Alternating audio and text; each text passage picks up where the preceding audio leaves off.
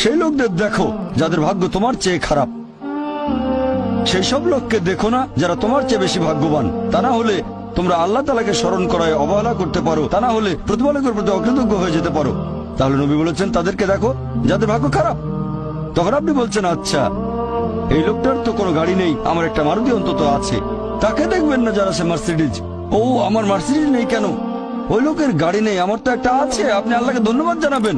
যখন মার্সিডিজ গাড়ির মালিকের সাথে নিজেকে তুলনা করবেন, ও আমার কেন মার্সিডিজ গাড়ি দিলেন না? তাদেরকে দেখবেন যাদের ভাগ্য খারাপ। তাহলে আপনি আল্লাহ সুবহানাহু ওয়া তাআলাকে স্মরণ করছেন। আর এটাই বৈশিষ্ট্য মানুষের। এরকম একটা গল্প যে এক লোকের মনে অনেক দুঃখ, কারণ তার কোনো জুতো নেই। তারপরে সে একটা লোককে দেখলো যার একটা পাই নেই। লোকটা অভিযোগ করতো আল্লাহর কাছে যে জুতো নেই, আল্লাহর কাছে অভিযোগ করতো আমার কোনো জুতো নেই। তারপর সেই লোকটাকে দেখলো যার একটা পা নেই। তখন সে আল্লাহকে ধন্যবাদ